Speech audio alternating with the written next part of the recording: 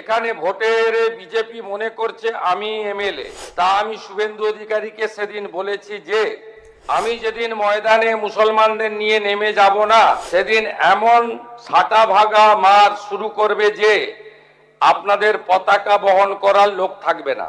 লাখে লাখে লোককে রাস্তায় নিয়ে নামাবো আর ছাটা ভাঙা মার দেব আর জেলে যাব। নওদা বিধানসভার বিধায়ক মাননীয় হুমায়ুন কবিরের দুটি জায়গায় অত্যন্ত আপত্তিজনক, সাম্প্রদায়িক এবং সমাজ এবং রাজ্যের পক্ষে ক্ষতিকারক বক্তব্যের উপরে আমার সঙ্গে পরিষদীয় মন্ত্রী ডক্টর শঙ্কর ঘোষ যোগাযোগ করেছিলেন। আমি তাকে আশ্বস্ত করেছিলাম যে মাননীয় অধ্যক্ষ মহোদয় অনুমতি দিলে আমি এই সংক্রান্ত একটি স্টেটমেন্ট হাউসে রাখব। প্রথমত, মাননীয় হুমায়ুন কবির যে বক্তব্য রেখেছেন, এই বক্তব্য আপনাদের কাছে আমি পড়ে শোনাচ্ছি। 26/6/2026 afternoon, Humayun Kabir MLA Nowda AC, তিনি একটি উনার পার্টির মিটিং কাশীপুরে রেজিনগরে করেছেন। সেখানে তিনি বলছেন এই যে অনামিকা ঘোষ, সে ভোটে হেরে মনে করছে আমি এমএলএ। এখানে ভোটের বিজেপি মনে করছে আমি এমএলএ। এখানে এখন আস্ফালন করে বেড়াচ্ছে।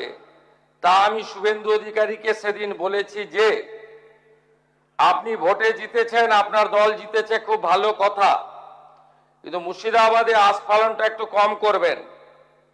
আমি যেদিন ময়দানে মুসলমানদের নিয়ে নেমে যাব না, সেদিন এমন ছাটা ভাগা মার শুরু করবে যে আপনাদের পতাকা বহন করার লোক থাকবে না।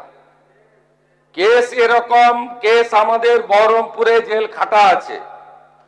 5000 লোককে আপনি বহরমপুর সেন্ট্রাল জেলের যা আয়তন, তাতে 4700 বা 4800-র বেশি লোক ধরে না। লাখে লাখে লোককে রাস্তায় নিয়ে নামাবো আর ছাটা ভাঙা মার দেব আর জেলে যাব। কদিন জেলে আটকে রাখতে পারবেন, কত খাওয়াতে পারবেন দেখব। লিমিট যেদিন ক্রস হয়ে যায় না, মাথাটা যেদিন গরম হয়ে যায়, সেদিন আমি এসপি বুঝবো না, চিফ মিনিস্টারেও বুঝবো না, আর কে কোথায় থাকলো আর কে কোথায় থাকলো না ওসব বুঝবো না। আমি নিজেই নেতৃত্ব দিয়ে দাঁড়াবো। এটা একটা ইনসিডেন্ট 1। ইনসিডেন্ট 2, শক্তিপুরে দুয়ারা ঘাটে 8 তারিখে, সেখানে উনি বলছেন ভোটের আগের দিন আমার নিজের ভাইপোকে অ্যারেস্ট করেছে এই ওসি। এই আমি তো ভাষা বলতে পারবো না। এই বাচ্চাকে আগে দেখব, তারপরে ভাষাটা আমি অমিট করছি। এই বাচ্চাকে এমন শিক্ষা দেব, এর বাবা 14 গোষ্ঠীর নাম ভুলিয়ে দেব।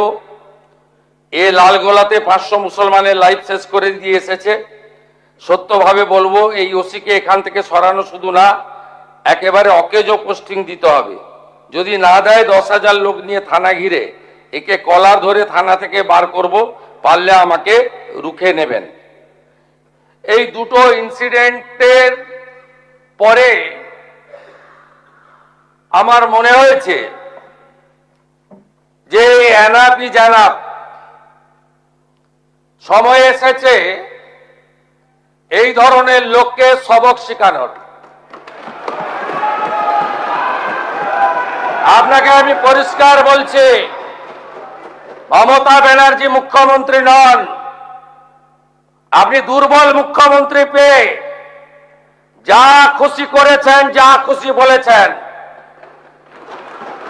আমি আপনাকে বলে গেলাম, আমরা দুটো এফআইআর স্টার্ট করেছি। Rejinagar PS case number 219/226, dated 26/6/2026, under section 152, 192, 196, 197, 224, 299, 351 within bracket 2, 352, 353 of the ভারতীয় ন্যায় সংহিতা। ইনসিডেন্ট নাম্বার 2 তেও আমরা শক্তিপুর পিএসএ 176/226 আরেকটা কেস ইস্যু করেছি।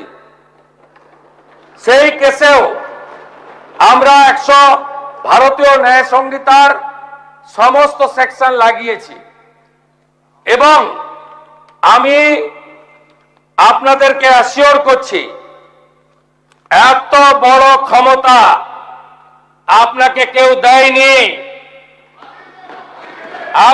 আপনি মুখে যেগুলো বলেছেন,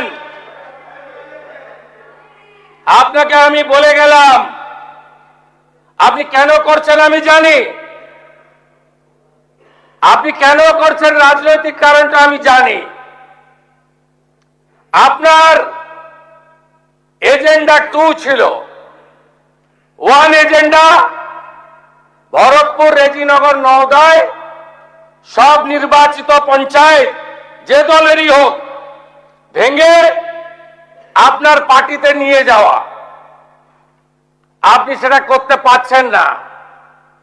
আর দ্বিতীয় হচ্ছে আপনি 2টো সিটে জিতেছেন, নিয়ম মেনে একটাই রিজাইন করেছেন রেজিনগর। আগামী 2-3 মাসের মধ্যে উপনির্বাচন হবে, আপনি আপনার ছেলেকে জেতাতে চাইছেন। 72% মুসলিম আছে, মুসলিম ভোটকে কনসলিডেট করার জন্য আপনি এই খেলাটা খেলছেন। আপনি কান খুলে শুনে রাখুন, আপনাকে এইভাবে ধমক হুমকি বেপরোয়া লাগাম ছাড়া কথা বলতে দেব না, দেব না, দেব না। আপনাকে আমি শুধু 3টে উদাহরণ দিলাম। সন্দেশখালীতে একজন ছিল,